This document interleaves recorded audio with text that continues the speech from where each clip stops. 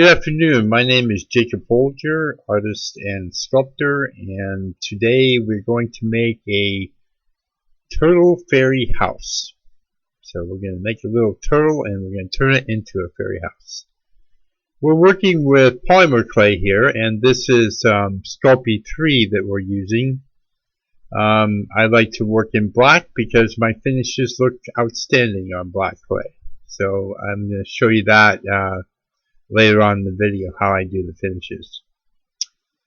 And the first thing to do is to try to get a smooth ball of clay, and it's kind of important that the clay be a bigger piece like this. So if you're rolling it, sometimes it's hard to get all the imperfections out, so you might have to blend them out or kind of heal them with your thumb. So that's what I'm doing there. And then I press it flat to the table.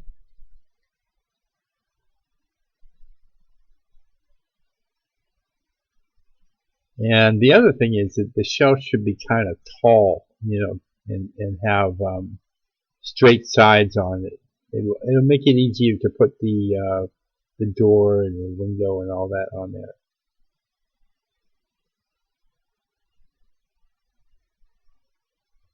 And another thing that you should know is you definitely want to knead the clay beforehand. It's called conditioning, and it gets all the ingredients working together properly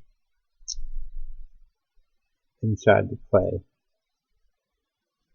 Now I'm just basically kind of pinching it there to just get more of a defined termination to the shell on the bottom.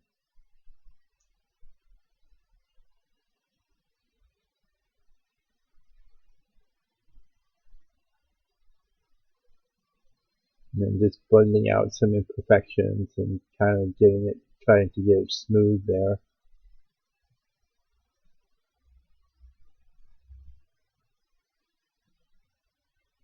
Now I'm going to start making little tiles that will make up the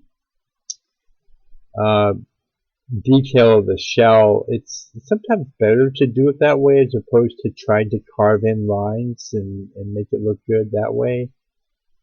This is how I make turtle shells. And so I make a little tile and form it in my hands to make it square, sort of square, and then I flatten it down a little bit.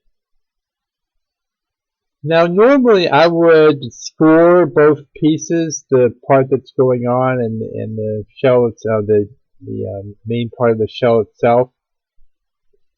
But I want to be able to move them around a little bit, so I'm not going to do that today. I want to have the option of moving them around, but if I score them, I won't be able to slide them or anything.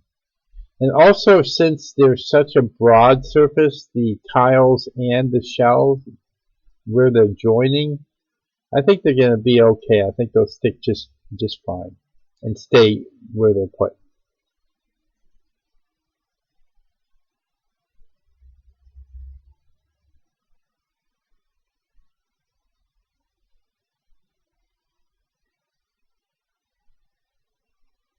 So we're trying to keep everything uniform. I am blending them on the bottom to the shell, or to the main part of the body of the shell, so if they stick, I'm trying to make sure they do stick pretty good. I'm trying to make the shell tiles to be about the same size. Another way of doing this is to roll balls all the same size and then make them from that.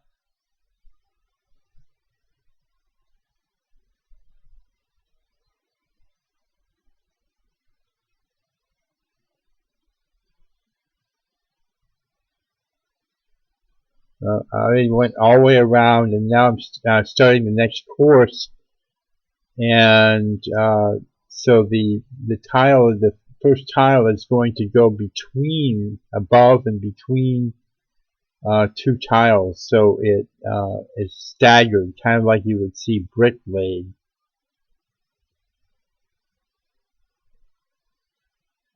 These shells look really great when they're finished, by the way.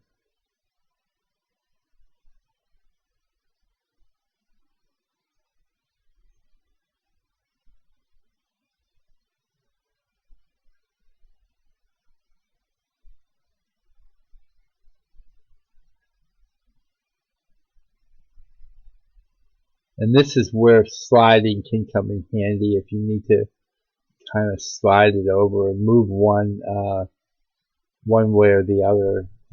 It's helpful to be able to do that if you need to.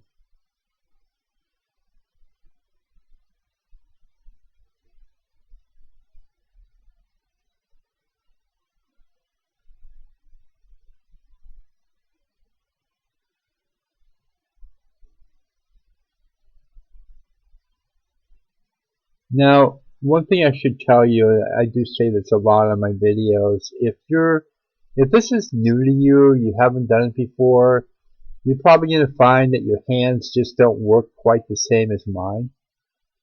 Well, the reason why is, first of all, I practice a lot. Second of all, I've been doing this for many, many years, this type of work. So my hands work really, really good. And if you practice, you'll get to that point too. The more you practice, the better you get. Right now, your hands, which are your tools, are a little bit clunky, and they don't work so great.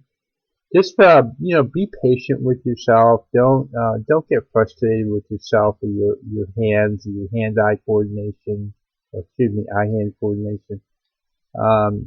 Just be patient with yourself. But definitely, you want to practice. A lot of people would ask, is this a beginner class? And I would say yes. It's intricately detailed. There's a lot going on, but you can follow along and basically do exactly as I say, and this definitely is considered a beginner class. You can see me moving them around now because it's getting and it's harder at this point to keep them staggered completely, but it's still going to look pretty good.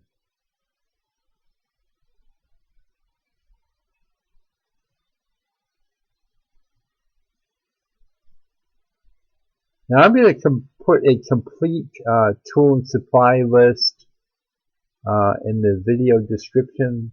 I'm also going to put a video on how to smooth clay in there, and any other video links that I think are necessary for this project. And there'll also be baking instructions. You can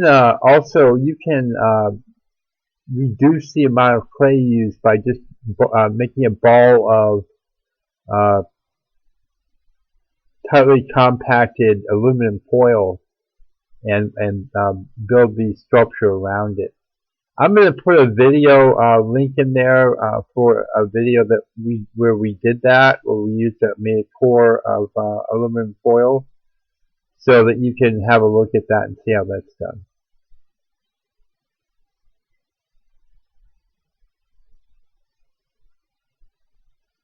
So after you build the shell, you can go in there and carve it if you want or not. You can leave it. If you carve in and define the panels or the tiles the way I just did, you might find yourself doing a lot of smoothing. So just keep that in mind. But again, the smoothing video will be in the video description. Now what I'm doing is I'm rolling a noodle of clay, and this will be for the door frame. It's easier to roll it on the table than it is between your hands for this because it's so long and you're trying to keep it very uniform.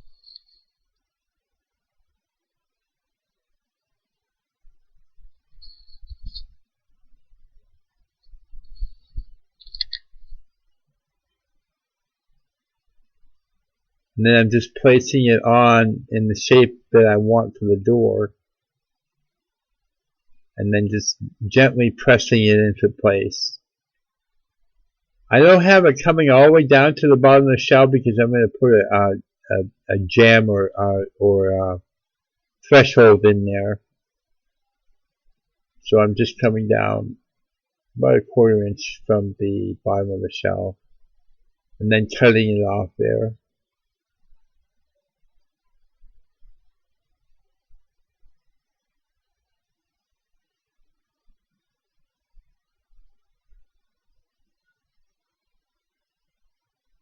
And this is the threshold that I'm making now. It's kind of like a step, basically, and it terminates the bottom of the door.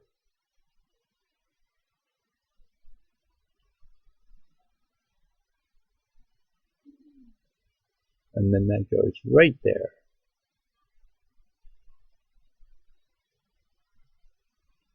You can blend it in also, and also, again, always scoring two pieces to be joined is a good idea. Now this will be a fully functional fairy house, so you're going to have to furnish it or they'll have no place to sit. There are some videos on how to make small furniture and that sort of thing on my channel. Check out one of the playlists. I have several playlists, and they have these videos on that.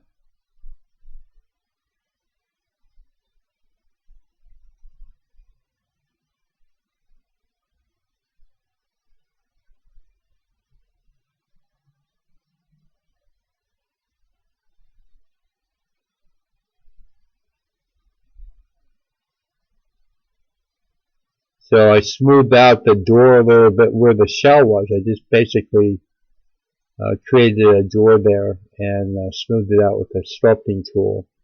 And now what I'm going to do is draw in or carve in little lines that will define the panels of the wood door that we're making.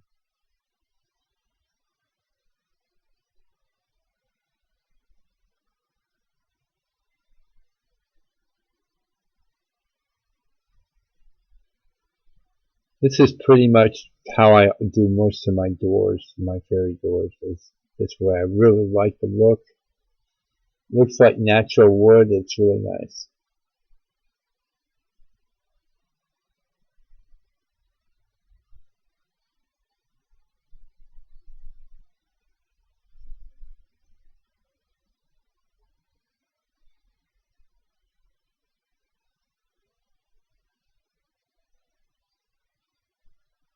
Okay, what I'm going to do here is I'm going to take the back of a paintbrush that's in my left hand, and I'm going to take a noodle of clay, and a small noodle of clay, and wrap it around the end of the back of the brush.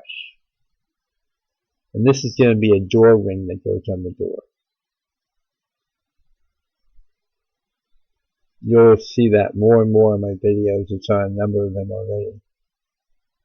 It really looks nice when it's done. It takes a little bit of patience, but sometimes if you go the little extra mile, not only do you get your hands better at doing this type of work, and eye-hand coordination gets better and improves that as well, but also you make some really cool stuff. So hold it to the door and maybe press it in with your thumb, just to hold it there while you pull the brush away.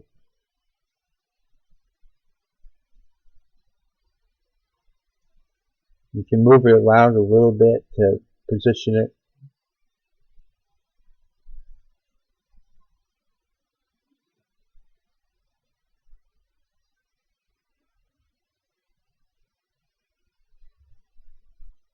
And then you can take another little piece of clay and put it inside to act as a bracket to hold that ring. Get my big fingers out of the way. You can see, there you are, how I did that. I can seat it right into place there with the back of that paintbrush. So it looks a little bit better.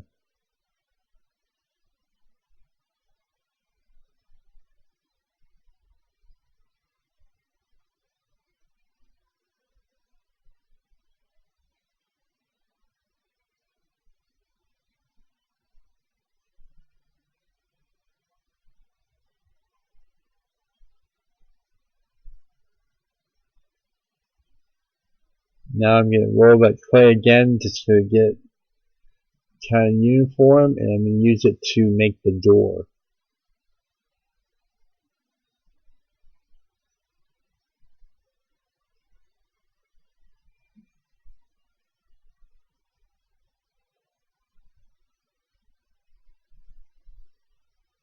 Excuse me, not the door. We just did the door. We're going to make a window.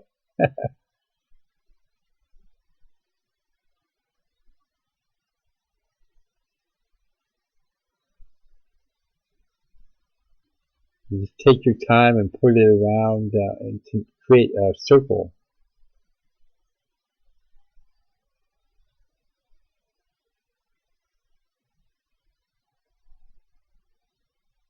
You can cut off the excess that's in your way.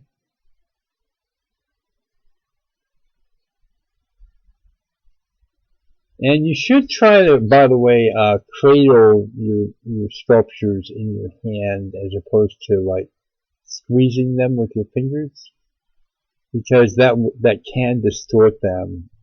I don't know if you can tell, but it's sort of sitting on my thumb and it's being supported by my fingers in the back. So I'm not really like grasping it with my hand or my fingers. And the reason why is because the clay can become distorted.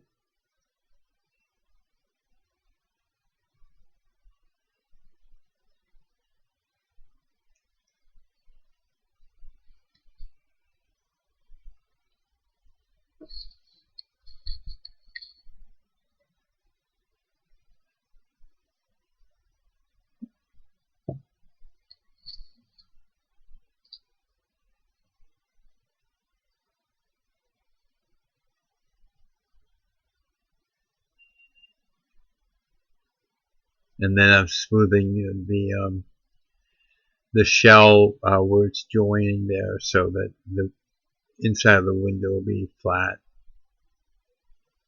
fairly uniform. And now I'm going to divide the windows, the lights of the window, and there's going to be 4 lights, so I need basically 3 pieces of clay to do that. I'll show you here how I'm doing that.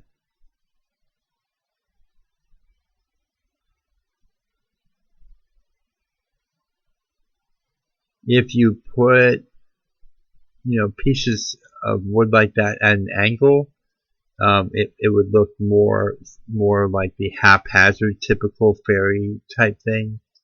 I do both. Sometimes I do it that way on some of the tree houses I make. But for this one, I want it more kind of like a regular house in a way. It's like a regular house for fairies. Of course, it's a turtle fairy house, so that makes it unique in its own way. So you can see I'm just assembling these little wood pieces to go in there, made out of clay, to divide up the 4 lights of the window.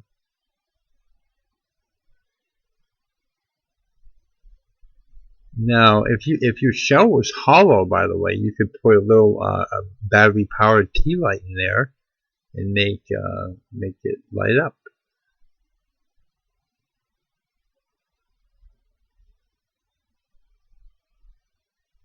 Now I'm making the feet, and just so that they all end up being the same size, I'm making all 4 at once.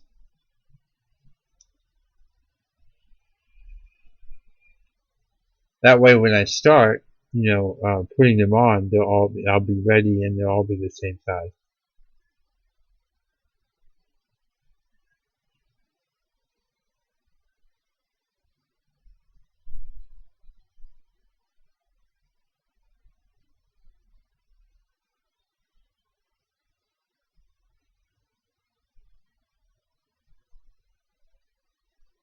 Sometimes rolling between the palms of your hands is easier than with your fingers.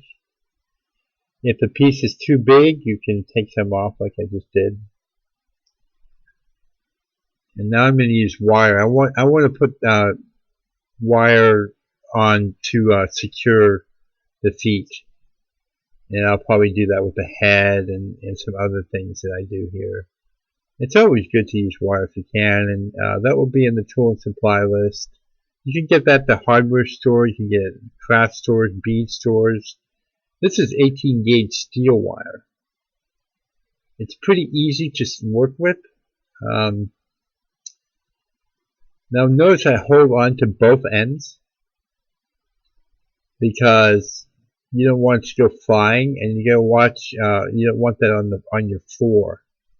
If you have any little barefoot children or animals or yourself, it can hurt you. It can hurt your foot and go in your foot like a needle. So definitely make sure you don't let that go flying anywhere. That's why I'm holding on to it like that. I have stepped on a piece of wire before, by the way. I caught it before it went very far, but it's not good. I'm just cutting some extra pieces here.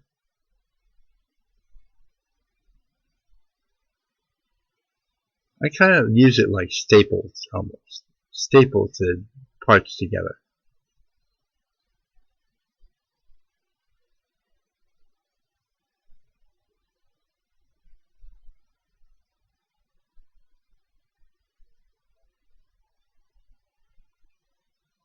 I'm making a mark there where the head is going to go and where the feet are going to go and that sort of thing. I'm trying to get an idea of where that's all going to happen. So actually the headline is right there. And then I'm attaching the feet now. I press them in. Again, scoring is the best method. Scoring and both sides to be joined, scratching them, scoring them. And then blending it into the bottom of the shell, and then inserting a wire as an added security measure that it will stay there.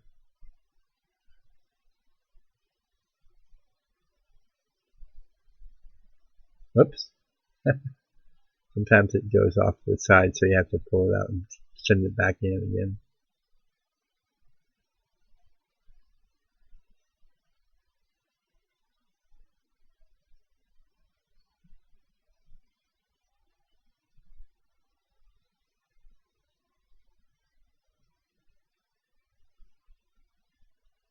Now I'm putting a step on because it's a long drop and a long step for the fairies to go. So I put another step on, and I'm just adding a little bit of clay to support it in the back, and that will also get a wire.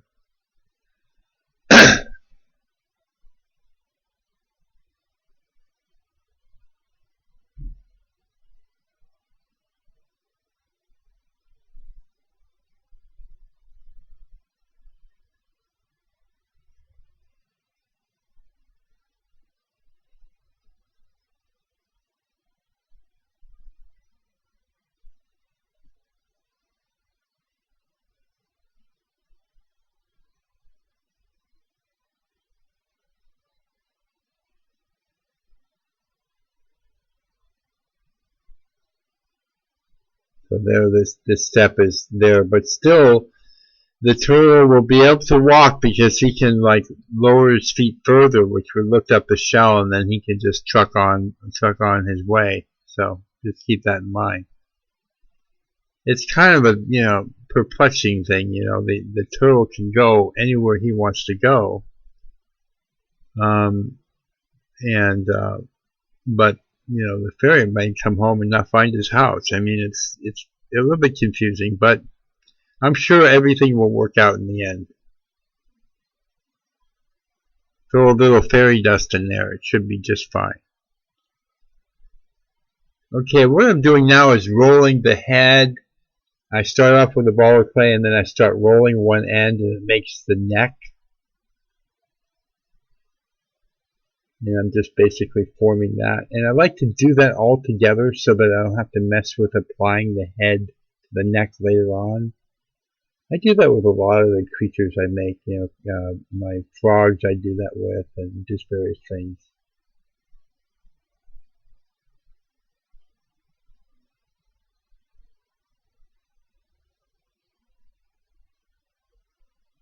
Now what I'm doing is pinching and pulling a little bit to create the nose of the turtle.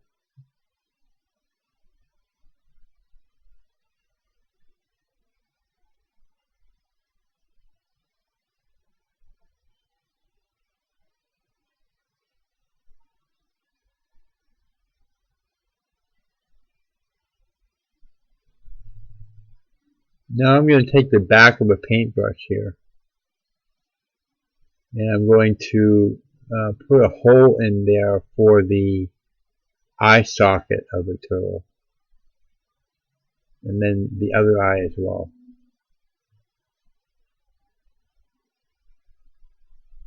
You want them to be fairly uniform, the same size, the same height, the same width, so take your time with that.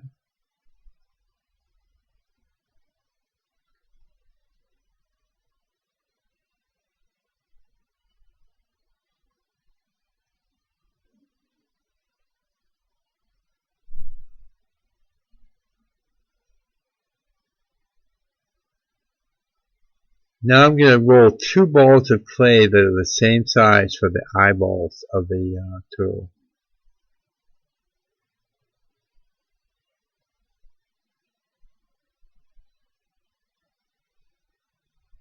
So not the same size, just pull a little bit of clay off and roll them again. And then make them the same size, make them together so you have both eyeballs before you put them in.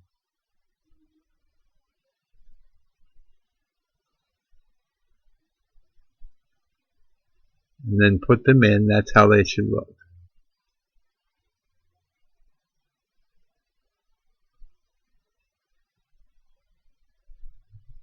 Like that.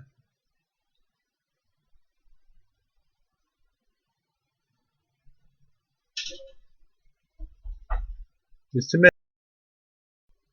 Okay, now we're going to put the pupils in using the back of a paintbrush. You know, the back ends of paintbrushes are really amazing tools. I use them a lot. What I'm doing is I'm kind of having them pointing down and to the left. If you do that, it makes it easier to make it look like the pupils are lined up, and it adds some expression to the eyes. And then I roll a little noodle of clay, as you can see there, and that will become the eyelid. The eyelid, it provides a lot of expression to the eyes, so paying attention to how that is on the eye is important if you want it to have a certain expression.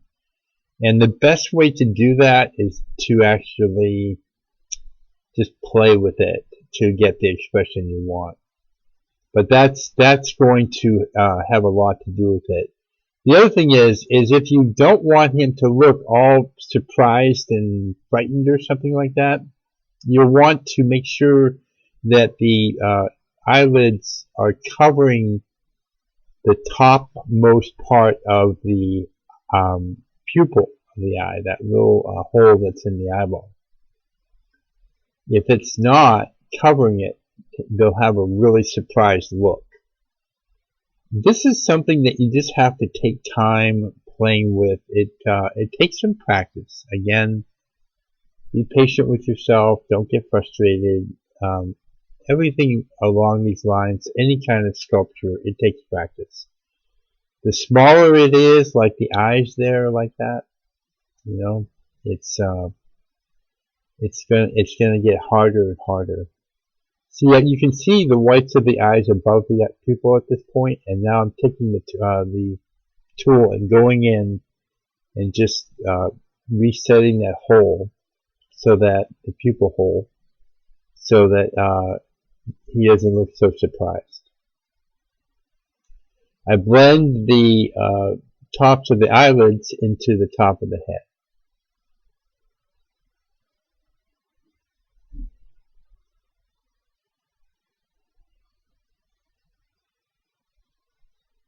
Again, you know, it's all about practice. I mean, I think with this, you know, I have to say, the more you practice and can get your hands working for you the way they should, and the way they can, is by practicing, lots of practice.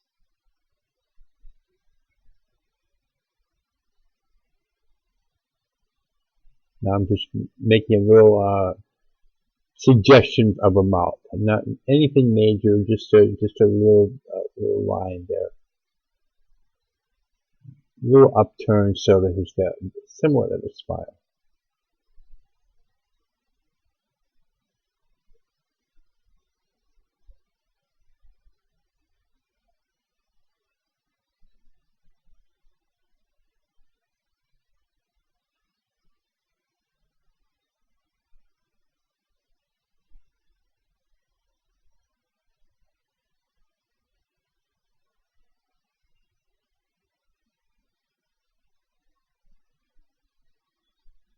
So there you can see, I'm trying to show you a lot so you can see it really close and hopefully get what you need from that.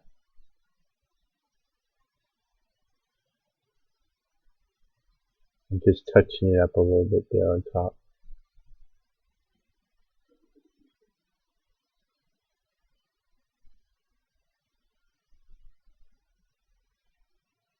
Now we'll put it on on his body.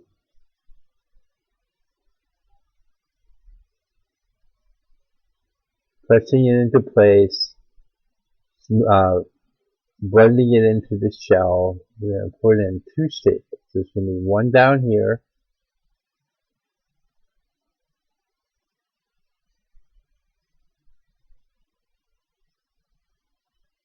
and then put his head up, and then we'll add a staple or a piece of wire again.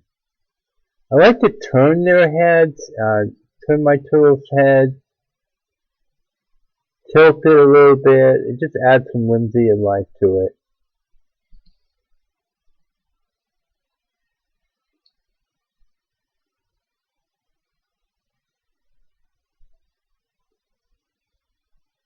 And then adding another staple just to secure it.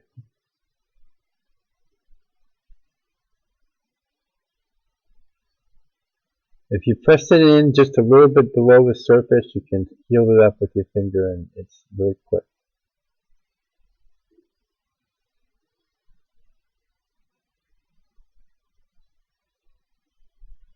Now you can touch up everything, make sure it's put together well, stapled where necessary, smooth it where necessary.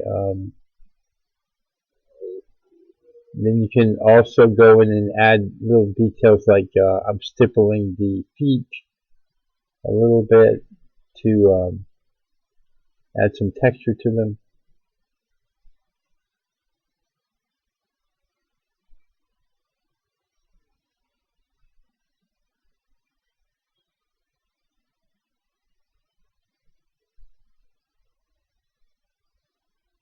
I've made these a few times before, smaller ones, and I've made them with a little seat, kind of like a wagon would have, like a cowboy wagon, and I put a fairy riding on top playing a mandolin. So I've done it a couple times. It's fun. This is the biggest one I've ever made. Now I'm going to add the tail.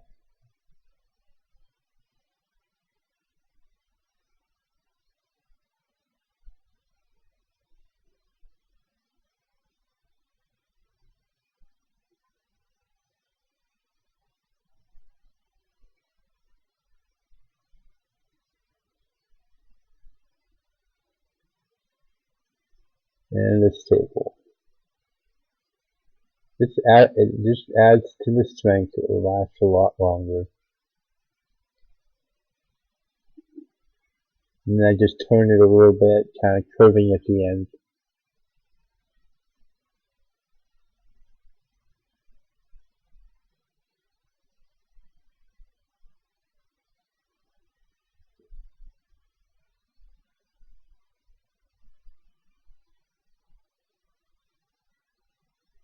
Okay, we're going to go ahead and do a finish on it now. I'm using Pearl Etched Pigments. This is antique bronze with a little bit of gold mixed in. And I'm applying it with my finger because I think it works better that way, but you can also apply it with a brush. And I will use a brush a little bit because I won't be able to get into all the nooks and crannies without a paintbrush.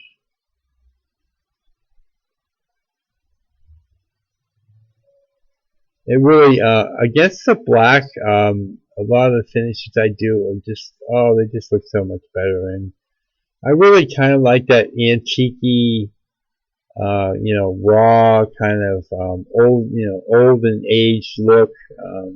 Just especially for things like this, it just looks great.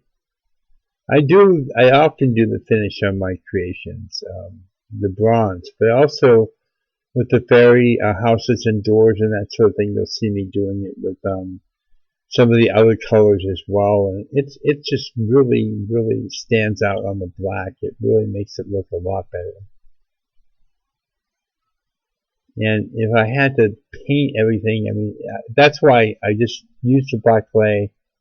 It's been somewhat problematic with the videos because I was having trouble with light, but I have some new software, and I think I think you can see it pretty good now. See the videos pretty good.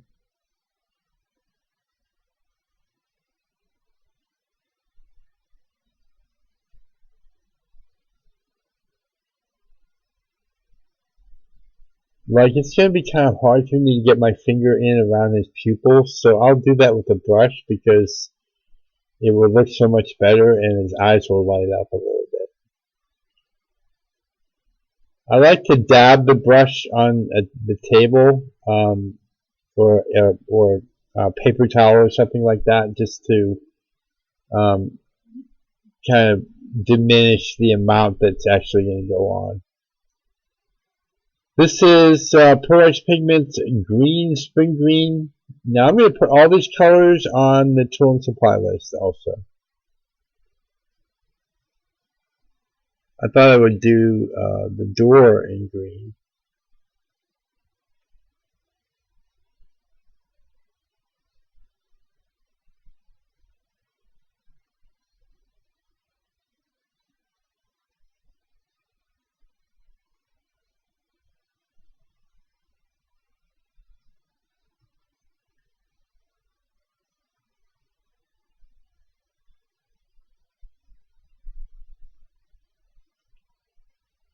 This is Duo Red Blue, and if the light hits it a certain way, it will look maybe blue, and if it hits it another way, it makes it look a little purple. It's really kind of a fun color.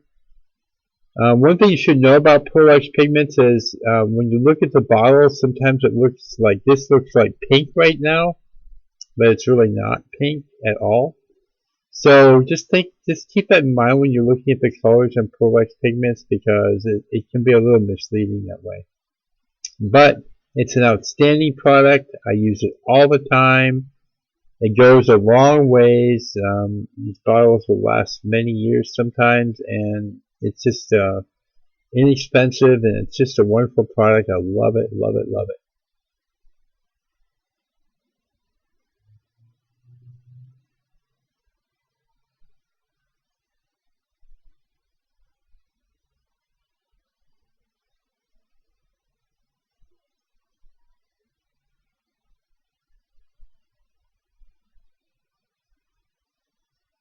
If you like this kind of content, please subscribe to my channel.